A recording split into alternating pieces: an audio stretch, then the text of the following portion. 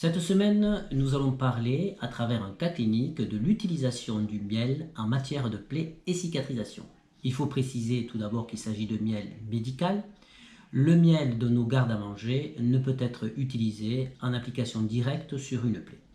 Ce miel médical subit des contrôles de qualité, physico-chimiques, microbiologiques. Il ne doit pas contenir des métaux ni des pesticides. Les abeilles butinent en zone protégée, qu'il s'agisse donc de parcs nationaux ou carrément sous serre, et là on peut avoir un miel strictement monofloral. Par ailleurs, le miel est stérilisé au rayon gamma pour lui conférer une concentration bactérienne prédéfinie, minimale bien sûr. Et enfin, afin de garder la stabilité de ses composants actifs, il doit être conservé à l'abri de la lumière et de l'eau. Vous voyez donc que ce miel médical a un cahier des charges strict. Et je vais vous développer les 3 propriétés essentielles du miel, à savoir antimicrobienne, anti-inflammatoire et cicatrisante.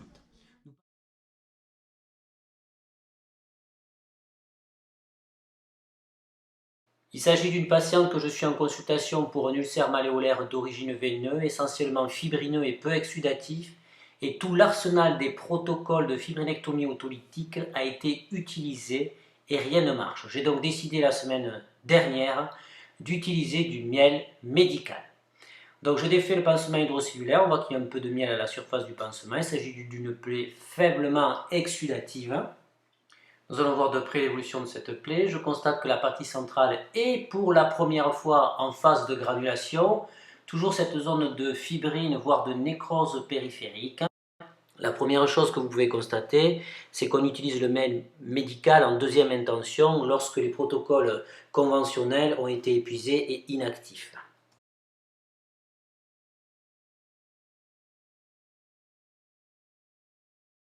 L'usage du miel dans le traitement des plaies remonte à des milliers d'années. Les plus anciens textes retrouvés font référence à son utilisation en Égypte ancienne.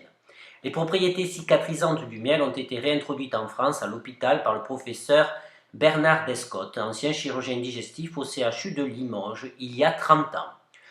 Afin d'avoir une vision globale du sujet, je vous encourage à lire la formidable thèse de pharmacie présentée à l'Université de Rennes 1 par le docteur Anaël Lebihan en 2016. Je vous conseille aussi l'article du docteur David Lechaud, qui est le fruit d'une recherche bibliographique de plus de 150 publications scientifiques. Je vais vous dire maintenant pourquoi le miel facilite la cicatrisation. Tout d'abord, son pH est acide, ce qui augmente la diffusion locale de l'oxygène. Il diminue l'activité des métalloprotéases et nous savons que ces enzymes sont en surconcentration lors des plaies chroniques et facteurs de retard de cicatrisation. Il diminue le pH des plaies. En général, une plaie chronique a un pH particulièrement alcalin, ce qui engendre des exsudats caustiques et susceptibles d'irriter la peau périulcéreuse et d'engendrer une dermite irritative. Il stimule enfin l'activité des macrophages qui sont les véritables nettoyeurs des plaies chroniques. Le miel a une action osmotique qui favorise le drainage des exsudats, maintient la plaie à milieu humide, ce qui favorise la cicatrisation, et a une action de détertion autolytique, ce qui est intéressant pour les plaies fibrineuses. Il forme une interface entre le lit de la plaie et le pansement, ce qui facilite le retrait du pansement et le rend indolore. Le miel a une action antibactérienne, il contient de nombreuses enzymes et parmi les plus importantes, la glucose oxydase. C'est une enzyme qui est responsable de la production d'eau oxygénée au niveau du lit de la plaie. Cette enzyme est sécrétée par les glandes hypopharyngées de l'abeille lors de la transformation du nectar en miel. Elle est donc présente quelle que soit l'origine botanique du miel. En revanche, c'est une enzyme qui est sensible. Elle est thermolabile et photolabile, dont les conditions de conservation du miel sont particulièrement importantes pour préserver l'activité de cette enzyme. Une deuxième enzyme doit retenir notre attention, le méthylglycoxale. C'est la molécule qui a l'activité antibactérienne la plus efficace au niveau du miel. Or, la concentration de cette enzyme varie selon les origines géographiques et botaniques du miel. Et le miel de Manuka, qui est très répandu en Nouvelle-Zélande mais aussi en Australie, est connu aujourd'hui comme celui qui a la concentration la plus élevée en méthylglycoxal. De ce fait, il s'agit du miel qui a l'activité antibactérienne la plus efficace. Le miel présente une activité bactéricide qui a été démontrée in vivo et in vitro par de nombreuses études. Je vous renvoie à la thèse.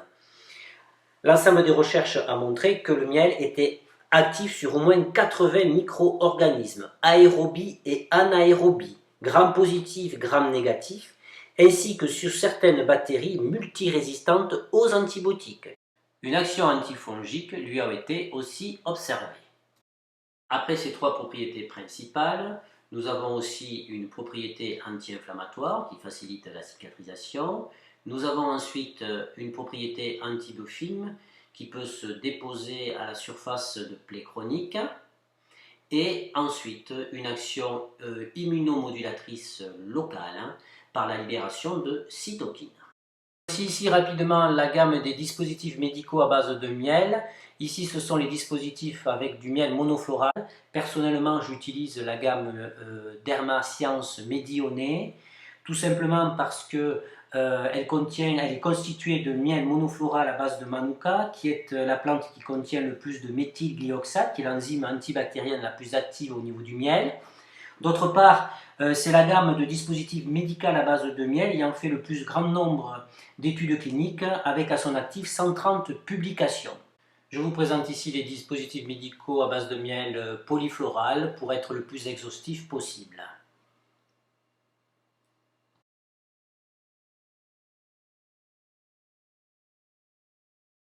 Voici le miel médical que je prescris à mes patients. Il s'agit d'un tube de 20 grammes. Il existe aussi en 50 grammes. Il faut savoir que ces 20 grammes de miel coûtent 10 euros. Donc ça nous fait 500 euros le kilo. Au total, malgré de nombreuses études, l'efficacité clinique du miel sur les plaies n'apparaît pas scientifiquement démontrée.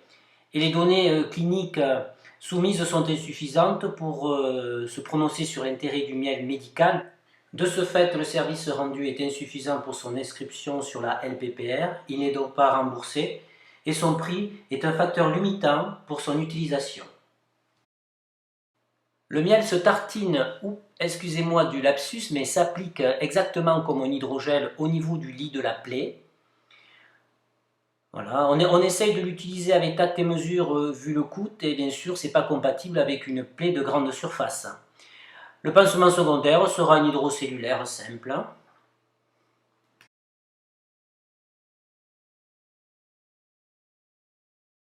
Je revois la patiente à une semaine, donc 15 jours de miel de manuka. On constate une bonne évolution de la plaie déjà avec un tissu de granulation centrale. La nécrose qui était située vers le haut en périphérie a quasiment disparu. Donc au bout de 15 jours, alors qu'aucun dispositif de fibrinectomie autolytique ne marchait, on commence à avoir un résultat. D'ailleurs si on compare avec la plaie de la semaine dernière, on le voit bien. Le résultat est satisfaisant avec une bonne évolution. La fibrine restante est bien constituée. On ne peut pas l'enlever à la compresse, donc de façon mécanique, je lui prescris donc le même type de protocole avec le miel de manuka en application, avec un pansement effectué tous les jours.